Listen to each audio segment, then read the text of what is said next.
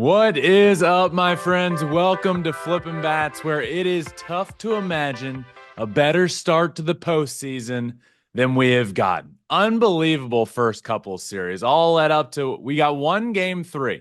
I felt all the series were great, but only one of them went to a game three, and it's tough to imagine a better finish to that one. We'll talk about that. We'll talk Tigers, Astros, and what this means for the Astros' future. We'll talk all the series that happened.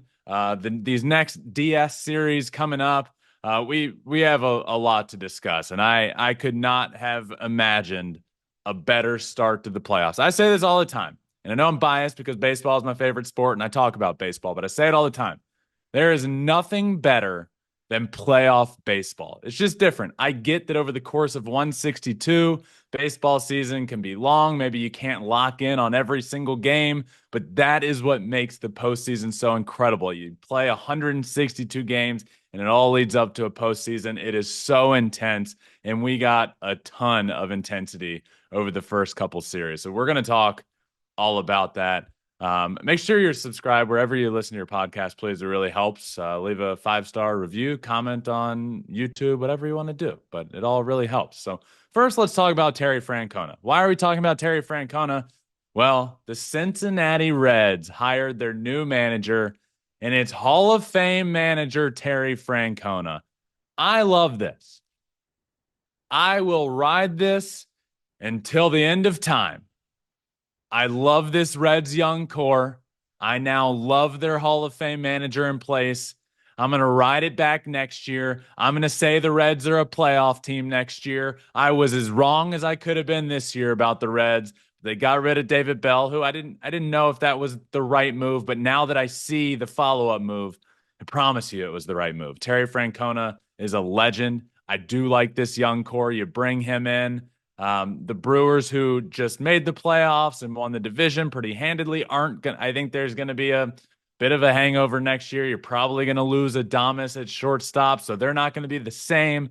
And I'm once again, they made me look like a fool this year. You know what they say? Fool me once, shame on you. Fool me twice, shame on me. Well, I'm running it back. We'll see what happens. Terry Francona to the Cincinnati Reds. Love that. We got a lot of things off the field happening in baseball. We got a Jose Iglesias collab with Pitbull before we got a New York Yankees World Series. Hadn't happened in 15 years. Iglesias is collabing with Pitbull. It's incredible. Love that. The song's actually pretty good, too. But let's talk baseball. Let's talk everything that happened in the wild card series. And let's start with Tigers versus the Astros, a series that is and was very near and dear to my heart. It was a complicated situation for me, obviously with Justin on the Astros and the Tigers relationship there. It was just a mess. I didn't know. I wanted everybody to win. I wanted everybody to have fun. Well, only one team was having fun. It was the Detroit Tigers. The Houston Astros were absolutely embarrassed at home by the Detroit Tigers. Tigers hadn't won a playoff series since 2013, not a playoff game since 2013. And they have to go on the road to Houston, the juggernaut of the last decade in Major League Baseball, and win 2 out of 3 games. They didn't just win, they dominated. They embarrassed the Houston Astros at home. All series long, the Astros couldn't hit. Since Game 7 of the ALCS last year, the Houston Astros with runners in scoring position are 4 for 24. They can't hit.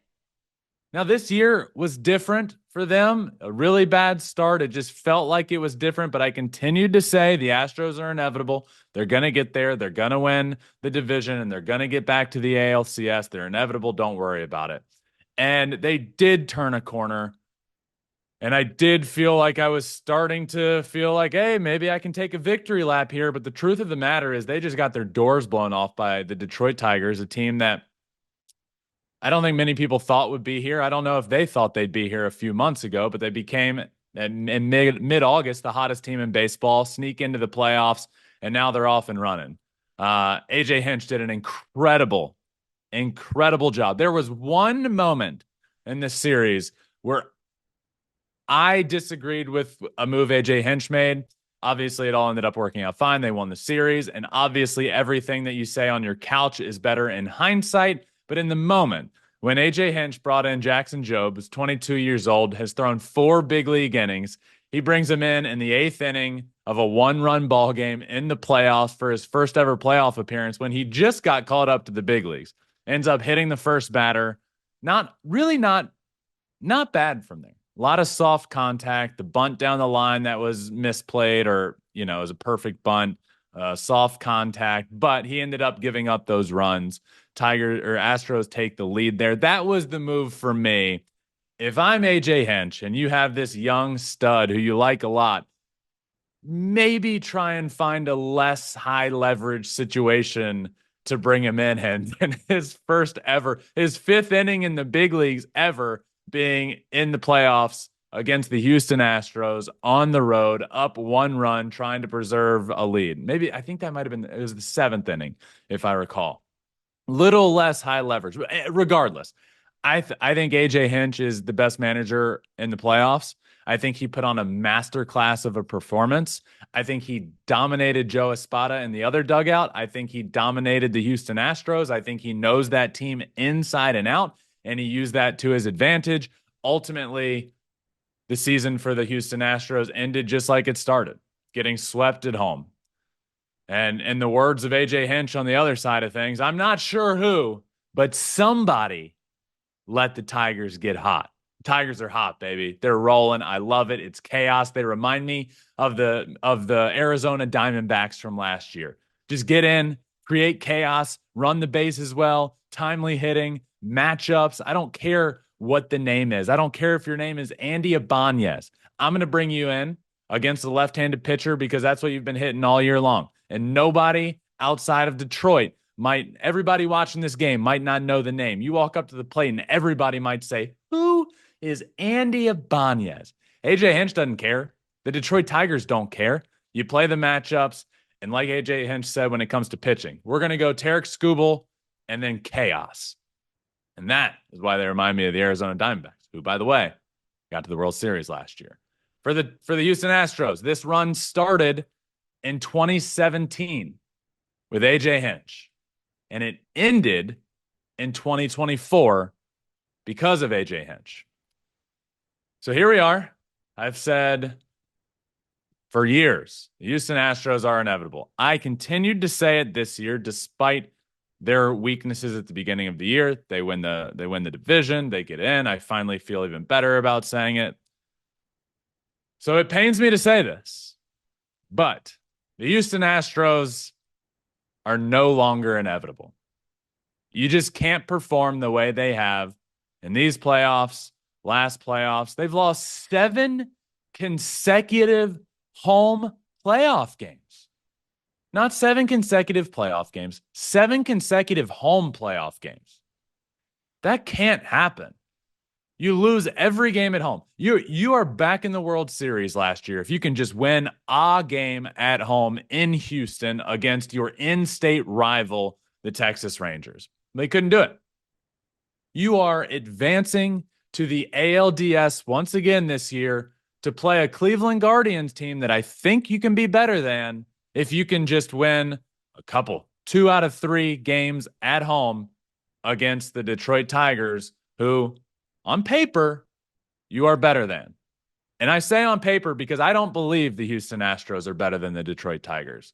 The Detroit Tigers are clearly better than the Houston Astros. They embarrassed the Houston Astros at home. They had better heart. They had better timely hitting. They had a better manager. They have the best starting pitcher of both teams. They have the better bullpen, despite Josh Hader getting paid $19 million a year. You're getting paid $19 million a year to come in at the biggest spot of the season and get out Andy Ibanez. But all he threw was heaters. It looked to me like he was uncomfortable going to his slider. Andy Ibanez was on every heater that Josh Hader threw that at bat. I felt. It just looked like he was on him. But he never went to the slider. It looked to me like he was scared to go to it. Was it because Ryan Presley threw a curveball earlier in that inning that bounced and got away from the catcher? So maybe he didn't believe in Diaz behind the plate, or I don't know. I don't know why. Maybe it wasn't good in the bullpen. But you're paid $19 million this season to be the best closer in baseball. And in that situation, it looked like he was scared to go away from his fastball. Just so many reasons for me that I feel comfortable saying the Detroit Tigers are better than the Houston Astros. And it's irrelevant at this point. The Astros season is over. Now what? Now you have big time free agents.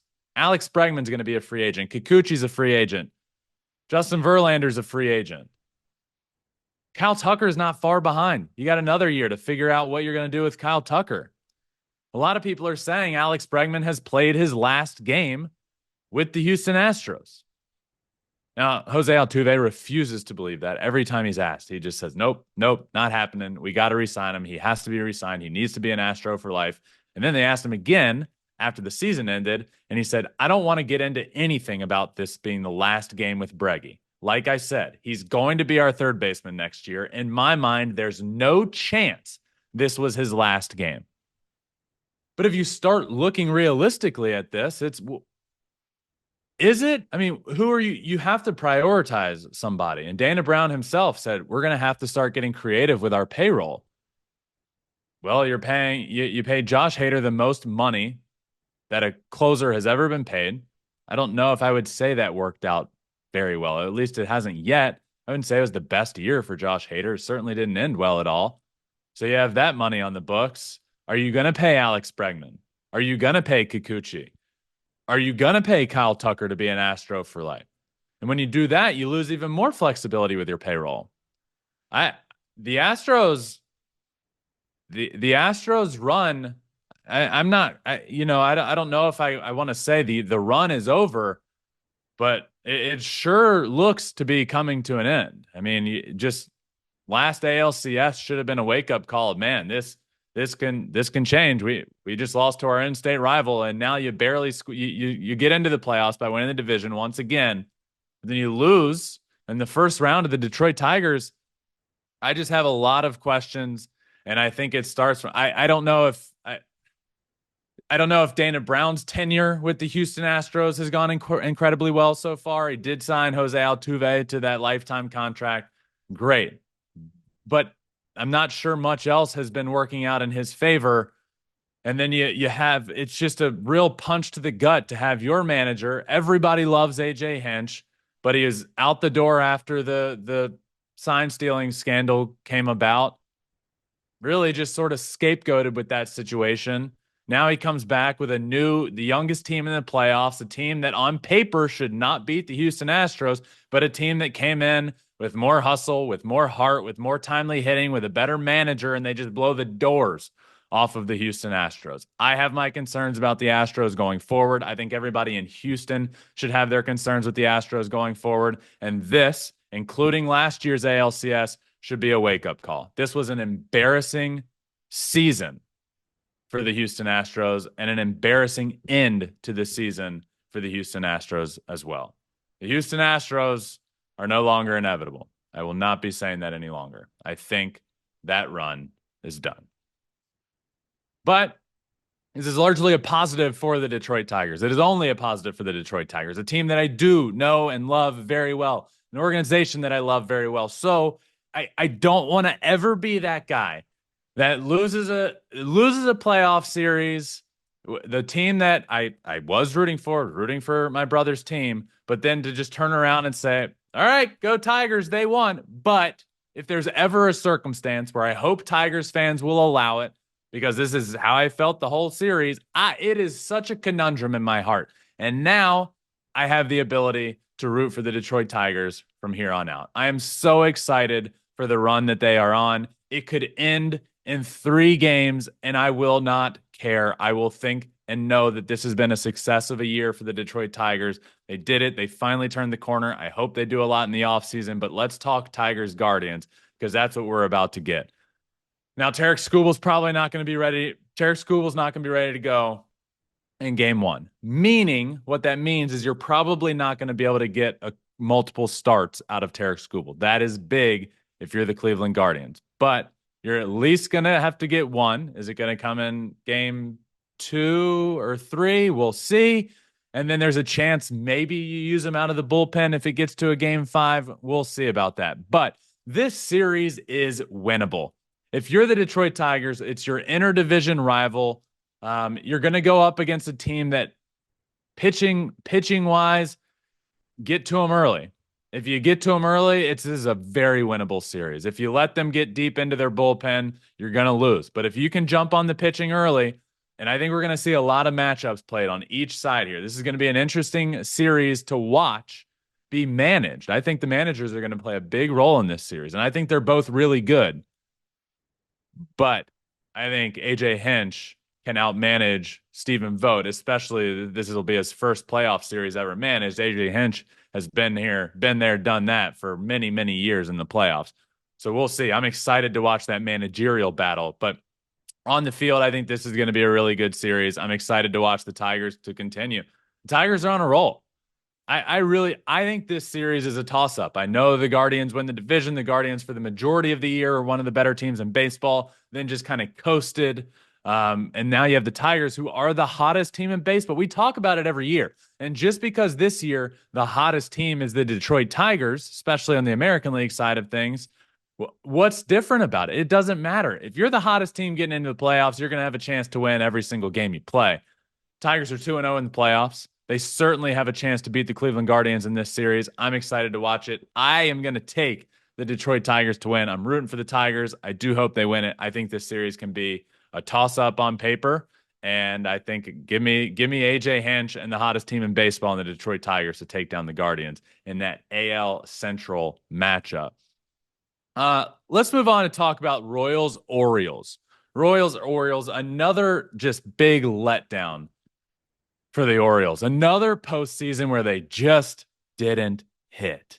And we went into this season with me predicting the Orioles to get to the World Series because of Burns, Bradish, Rodriguez. That was the big thing for me, right? Look at what the Orioles did. They went and got the pitching that they're going to need in October. Well, yeah, that pitching got hurt, but did it really matter? They didn't hit. They didn't produce. They pitched. They pitched really well, but they didn't hit. Once again, the Baltimore Orioles don't win a playoff game. It's 2 years in a row. Their playoff track record is just abysmal. Congratulations to the Royals. Timely hitting. Bobby Witt Jr., huge for them. A couple of their big RBIs, and they pitched lights out enough to get it done, as they have all year long. Their pitching staff is phenomenal. And then the Orioles just didn't hit. So the Orioles have to really look in the mirror this offseason and say, yeah, we went and addressed the pitching. And I get we were hurt, but those guys will come back. But offensively, what? Adley Rutschman. Adley Rutschman's supposed to be the best catcher in the game of baseball. A lot of people don't. I'll have the conversation. He's got to be better. First half of the year, great. Last year, great. Second half of this year, bad. He's got to be better. Offense clearly has to be better in October. We say this every year. This young core is getting in, and they're going to learn from it in October. Are they? They're not even winning a baseball game. They're not hitting. What are they learning every year? They're not learning how to hit in October. They're not learning that pitching is different in October because they're not hitting. So once again, we're going to go into the playoffs next year with this team that's largely the same core. And is it going to be the same thing? Can they hit in October when the lights are the brightest? As of the last 2 years, that answer is no. But congratulations to the Kansas City Royals advancing to play the New York Yankees in a series that I think is going to be a lot of fun. The Royals can really pitch. The Royals pitching is better than the Yankees pitching. But star power is on a different level. Juan Soto, Aaron Judge, Garrett Cole. Obviously, Royals do have a superstar in Bobby Witt Jr., but they had the ability to line up the rotation. Garrett Cole's going to be able to go twice. Cole Reagan's only going to be able to go once against the New York Yankees. I think that really matters here. Though, again, rotation depth is solid and really good. They have 3 pitchers in the top 5 of ERA in the American League. Really good on their end. However, the New York Yankees have this bye. They have the superstars. I love the addition of Jazz Chisholm for them in the lineup. But here's what I will say. The Yankees, the day that the Houston Astros and the Baltimore Orioles lost, have no excuse to not reach the World Series now. The Astros and Orioles are out. If you don't get to the World Series now, if you're the New York Yankees, fold the damn franchise. It has been 15 years 15 years since the New York Yankees have been in the World Series. If you don't win the American League this year, when all that is standing in your way is the American League Central, the Kansas City Royals, the Detroit Tigers, and the Cleveland Guardians, heads have to roll. There is no excuse for them this year. You are the New York Yankees. You are the most well-known, the most profitable, the biggest franchise, the biggest organization in sports. And I Lakers, Cowboys, no, I know I'm again biased in baseball, but the New York Yankees, they are a franchise where winning has meant something forever. There are no lulls in getting to the playoffs. They get to the playoffs every year. I know. Last year, I know. You get to the playoffs every year, which almost makes it even more embarrassing that you haven't won. I have been hearing about 27 rings since I was in middle school. It's ridiculous. In case you haven't heard, the New York Yankees have won 27 World Series championships. That's been the case for almost decades at this point. It is an embarrassment for the Yankees to not have won for as long as they have. And this is the year in particular, with the quote unquote juggernauts out of it, you are the final one remaining before you even play your first playoff game. If you don't get to the World Series this year, every New York Yankees fan should be absolutely furious. And they should be mocked and ridiculed. It would be an embarrassment for the Yankees to not make it this year. You have to beat the AL Central. You have to beat the Kansas City Royals, who were not expected to be here. They lost well over 100 games last year. And then you have to beat either the Tigers or the Guardians. The Tigers were not supposed to be here. They had a 0.2% chance of making the playoffs just a couple of months ago. The Cleveland Guardians were not supposed to be here once Shane Bieber went down and their pitching got decimated. They were not supposed to be as good as they were this year. And they are a good baseball team, but it is no excuse for the New York Yankees. You have to get to the World Series, or else Aaron Boone. And again, I'm not one to call for jobs. I don't do it. And I'm not calling for jobs because it hasn't happened yet. But if you don't get to the World Series, Aaron Boone has to be out. Brian Cashman has to be out. And you have to rethink your entire organization from top to bottom. And if you go into this offseason not getting to the World Series as the New York Yankees and Juan Soto gets away, once again, fold the franchise. You have to write a blank check to that man. This is big. This is big for the New York Yankees. And it all starts today on Saturday against the Kansas City Royals. You got your guy on the mound. You have the guy that I know there were injuries involved this year, but before this year, everyone's saying the best pitcher in baseball, Garrett Cole. Now I'll raise you Tarek Skubal. But you have in your eyes the best pitcher in baseball going who just hasn't really clicked this year. This is the time. You got your guy going in game one. You don't have the Royals guy going in game one. You got to win game one.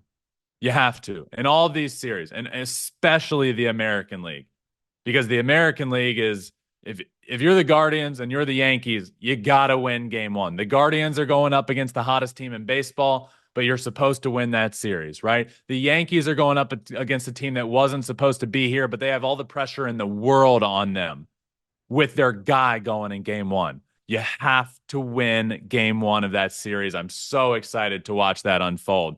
Royals, Yankees with all the pressure in the world. The New York Yankees have to win the American League and get to the World Series, or else this will be a complete and utter embarrassment of a season. On the National League side of things, let's move over there. Let's talk Mets Brewers. You kidding me? What a series that was. The only series to go to a game 3 was Mets Brewers. Mets did end up winning game 1, which means once again, we have a year where the team that wins game 1 of the wild card round wins 100% of the time. It hasn't been that long, but we now have ourselves a sample size. All right. The sample size before this year was 8. The team that wins game 1 is 8-0. Home, away, doesn't matter. 8-0 when you win game 1 of the best of 3 series. Well, now we have another year under our belt, and it's now 12-0. The team that wins game 1 for 3 years of this format has won the series 100% of the time. And only 3 of those 12 have even gone to a game 3. That's the difference of playoff baseball, right? In the regular season, how many teams lose the first game of a best of 3 and win the next 2? It happens all the time. But it's now 0-12 in this playoff format. It's different. That's the importance of game 1. The Mets came out of that doubleheader and won game 1 of this series. Severino pitched good enough, but that was an offensive game. Brewers take game 2. Clutch hitting, Jackson Chourio, Garrett Mitchell. Fun series. But then we get a game 3. Pitchers duel. Quintana was awesome for the New York Mets, but some timely hitting late in the ball game for the Brewers, 2-0. Then you get Pete Alonso in the 9th inning against one of the best closers in baseball. Runners on first and third, 1 out. You're a rollover ground ball away from your season being over. And what does he do? He takes arguably the best pitch in baseball against one of the best closers in baseball, Devin Williams' changeup, to a rocket home run to right field, winning the game for them, essentially. I give so much credit to Pete Alonso here. Let's break down this at bat for a second. So it has come to light that Devin Williams was tipping his pitches, right? And this is a big part of baseball, finding out what the pitcher is doing. Is he sticking out his tongue on a fastball? Is he keeping his tongue in his mouth on a changeup? Is he raising his leg a bit higher on an off speed? Well, Devin Williams, seemingly on his changeup, which is arguably the best pitch in baseball, was holding his hand in his glove a little bit differently. There was a little bit more separation. You could see when he was going changeup. But what I will say, you still got to hit the ball. Still the best pitch. Still one of the best pitches in baseball. Ton of credit deserved to Pete Alonso here. There's a shot of him. There's a video of him on deck, getting ready to go up to the plate, talking about his approach and what he's going to do. Now, they knew that Devin Williams was tipping his pitches, seemingly, right? I'm not saying 100%, but it seems from all the video and all the angles and all the conversations we see having that Devin Williams was tipping. So Pete Alonso comes up to the plate. He's talking before he heads up. And you can see him say, there's a really good shot of him saying, okay, so I'm going to look for it up and away, up and away. He does that motion, up and away. He's a right-handed hitter, so he's pointing out here. Meaning, I'm going to go up here. I'm going to sit on changeup, the airbender. I'm going to sit on that pitch. And if it starts down the middle, I'm going to take it because I know what it's going to do. If it starts up and in, I'm going to take it. If it's a fastball down the middle, I'm going to take it. And this is why Pete Alonso deserves so much credit. Your season is on the line. Your legacy as a New York Met is on the line. You are a rollover ground ball away from your Mets career potentially ending miserably. I'm not saying he's not re-signing, but regardless, could have been his last Mets at bat. So to go up with the approach that he did and take pitches down the middle and take other pitches that he told himself he needed to take and sit on that one pitch he was waiting for. Wait for that changeup to pop up out of Devin Williams' hand and start up and away out of the strike zone because he knew what was going to happen. He waited and he waited and he took pitches that he could have done damage on. And he waited for the pitch that he told himself he was going to wait for. And he didn't just put a good piece of wood on it. He didn't just hit it hard somewhere. He hit an opposite field rocket homer in the biggest moment of the entire season. And I just give Pete Alonso so much credit for that at bat. Hats off to Pete Alonso, the biggest moment of the Mets season, bigger than Grimace throwing out the first pitch. That homer, Pete Alonso deserves so much credit. What a game. What a moment. What a staple moment of this postseason already. Mets advance, end up tacking on one more 4-2 ball game. Your New York Mets are advancing to play your interdivision rival, the Philadelphia Phillies. Now we get Mets Phils. What a series this is going to be. Look, of the 4 DSs, right? Of the 4 DSs, 3 of them are interdivision rivalries. Mets Phillies, Guardians Tigers, and Padres Dodgers. Crazy. And all these teams know each other really, really well. That benefits the New York Mets in this situation, right? You're coming in with all the swagger in the world, all the momentum in the world. You don't care that you had to play a doubleheader the day after everyone else's season ended. You don't care that you had to fly to Milwaukee, then fly back to Atlanta, then fly back to Milwaukee, now fly to Philadelphia. They don't care. They're embracing it. They've embraced every bit of this. And now you get to go play a team that you're super familiar with, a team that you know all about. You know how good Zach Wheeler is. You know how good Aaron Nola is. You know that offense top to bottom. That is advantage Mets. Obviously, the advantage Phillies on the other side is, I think on paper, their team is better, their roster is better, their rotation is better. So if you're the New York Mets, you're going to have to beat Zach Wheeler once, at least once, right? He's going to go in game 1. And if the series goes further, you're going to have to beat him again. So at least once, you're going to have to beat Zach Wheeler in this series. It's going to be tough. It's going to be difficult, but I am really looking forward to this series. I think the Phillies win this series. As everyone knows, I have the Phillies advancing to the World Series and ultimately winning the World Series, but this is the matchup I predicted. Mets-Phillies. I had the Mets coming out of the first round, the Phillies taking it against them. I think this can be a good series, though. I think it can go 5 games here, but I'm going to take the Phillies to win. I'm really pumped up for this series. The Phillies are built for October. They were really good all year long, went through a little bit of a lull, and then picked it back up. This team's built for October, and now they go. Now they start. They've never had to deal with this bye. The round 1 bye blues. They've never had to deal with that, right? They've always been on the opposite end of it, and then get the Atlanta Braves, who were dealing with it, and then they beat them, and they're off and running for there. Now, that team is the Mets, right? The team that gets in. The 2024 New York Mets are the 2022 and 2023 Philadelphia Phillies. You squeak into the playoffs. You're battling for your life. You got to beat a team in the wild card round. Then you go and face your NL East division rival, who's sitting on a bye. Now the Phillies are the Atlanta Braves of old, and the Mets are the Philadelphia Phillies. Will the outcome be different? I hope so for my prediction, but we'll see. Phillies in this series, I take them. I have the series going to at least 4 games. It ain't going to be a sweep.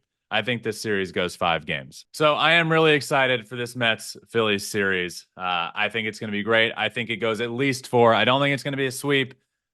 I think it goes at least 4, possibly 5 games, but I do have the Phillies ultimately winning, which would go against the long time tradition, my friends. We talked about it. We talked about it last year, and it's largely a coincidence, one might say, but at a certain point, a coincidence just becomes, well, this is going to happen. We talked about it last year. It's worth saying again. Every team that has ever eliminated the Milwaukee Brewers from the playoffs has made or won the World Series. And this is not a small sample size. It's not. The 1981 Yankees made it to the World Series. The 1982 Cardinals won the World Series. The 2008 Phillies won the World Series. The 2011 Cardinals won the World Series. The 18 Dodgers made it to the World Series. The 19 Nationals won the World Series. The 20 Dodgers won the World Series. The 21 Braves won the World Series. The 2023 Diamondbacks made it to the World Series. The 2024 New York Mets are the next team in line. No team that has ever eliminated the Milwaukee Brewers from the playoffs has ever not made it to the World Series. Does that change this year? We will see. But the Mets have been playing with house money for months. Nobody expected this. Nobody's expecting them to beat the Phillies. Now they take that house money and that momentum into a really good NL East NLDS matchup. Let's talk about the other NLDS. I am excited for this one. We're getting Padres. We're getting Dodgers. This most enticing postseason matchup, in my opinion, before the postseason started. And this is including any National League team matching up with any American League team. This is the most enticing postseason matchup that we could have gotten. Not just as fans, the players wanted this. Teoscar Hernandez said he wanted this. Manny Machado said he wanted this series. Everybody wants Dodgers, Padres in October. It's one of the best rivalries in baseball. It's one of the best division rivalries in the regular season, and now we get that division rivalry in the postseason. The Dodgers did switch up who they're going in game one. They were going Flaherty. Now they're going Yamamoto. Padres are able to go Dylan Cease in game one. So we're going to go Yamamoto, Cease. We're going to get, I am so pumped up for this series. The rivalry is real. Obviously, star power everywhere you look. The Dodgers won the division. The Dodgers have the bye. But do they have the better team? I'm not so sure about. I think they're favored to win this series, but I don't know if they should be. Who has the better offense? Slight edge to the Dodgers just because of Shohei, Mookie, Freddie Freeman, Will Smith. 1 through 9 makes it way closer for the Padres. But I will, for the sake of this conversation, go slight edge to the Dodgers. Who has the better rotation? Padres. Who has the better bullpen? Not even close. Padres. Who has the better manager? I'll go Padres. The Padres know how to win in Dodger Stadium. The Padres are not scared of the Dodgers. Not one bit. So you have to win. Once again, I talked about the importance of winning game one. If you're the Padres, win one of the first 2 games. You win one of the first 2, you go back home where Petco Park is going to be on a different planet. It's going to be absolutely rocking. You have to win 1 in Dodger Stadium, which I feel the Padres think they can win 2 in Dodger Stadium, and then go back home and you can win it there. I really am excited about this matchup. I, in my bracket, had Padres Dodgers, and I do have the Padres advancing. We'll see if that holds true. But I am so excited for so many different reasons about this series. I am going tonight. I'm going to game 1. We're going to get Shohei Ohtani's playoff debut. Expectations for him in the playoffs. Well, who knows? We've never seen him in the playoffs, right? But here's what I do know. When you pay somebody $700 million, you have to perform, right? The old adage, to whom much is given, much is expected. And I would say a lot was given to Shohei Ohtani, though he's never played in October. Much is expected of him in October. I don't care, though, if it's his first playoffs, because I don't think it matters. I think Shohei Ohtani was born for this. I think Shohei Ohtani was put on earth to perform in the playoffs, to be a two-way Major League Baseball player that performs in October on the biggest stage. I think he was born for this. I think he's going to thrive in this situation. I think we could see him hit multiple home runs in this series. I'm excited. Legacies are born in October, right? You can have best player conversations. You can have all-time great conversations, but legacies are born in October. And tonight, Saturday night, we get to see the beginning of Shohei Ohtani's legacy. We get to see him perform on the biggest stage against, right now, the biggest rival the Dodgers have. Historically, that's the Giants. But right now, the Dodgers' biggest rival is the San Diego Padres. And for your first ever playoff game in Major League Baseball, you get to play against your biggest rival. God, I'm so excited. It all starts now. Shohei was born for this. He's getting paid $700 million to be the guy. He has been the guy. 50-50. First player in the history of baseball to go 50-50. Shohei Ohtani is that guy. He has been that guy. He's dealt with adversity all year this year. On the field, off the field, rehab, a betting scandal, a theft scandal, your best friend stealing millions and millions of dollars for you, getting married. He has dealt with so many different things this year, and he became the first ever player to go 50-50. And now we get the playoffs, where I promise you, Shohei is going to thrive. On the other side of things, that Padres bullpen, the Padres rotation, the best bullpen in baseball. They have guys that can shut down lefties, can shut down righties. They have the full package. I think this series goes 5 games. I think the Padres ultimately end up winning this series, but I think Shohei does have a good series here. So I'm going to take the Padres to advance over the Dodgers in what is the most anticipated playoff series we are getting this October. Oh, it all starts today, my friends. It all starts this evening. ALDS Game 1, NLDS Game 1. We're getting all of them this weekend. So, to recap, I am going to take the Tigers over the Guardians. I am going to take the Yankees over the Royals. I am going to take the Phillies over the Mets.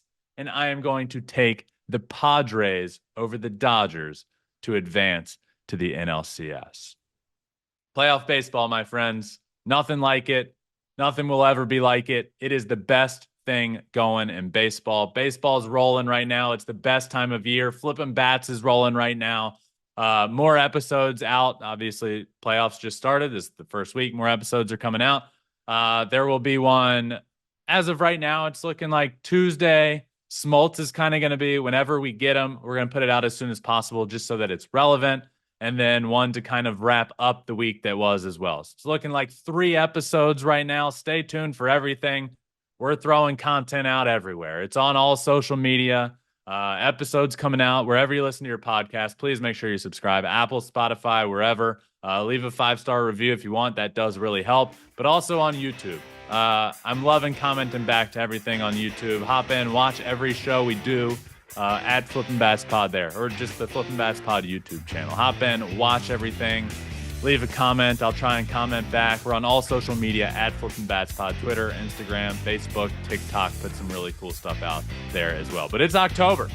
We're rolling. Flippin' Bats is rolling. The playoffs are rolling. Baseball's rolling. And now we get the ALDS and the NLDS matchups. We'll be back soon. Enjoy the weekend. Enjoy the beginning of next week. We'll be back with a new episode very early next week. So make sure you're ready for that. But until next time, my friends, enjoy the playoffs, everyone. I know I am. I'm going tonight to Padres Dodgers. I cannot wait. And remember, until next time, my friends, find your bat and flip it.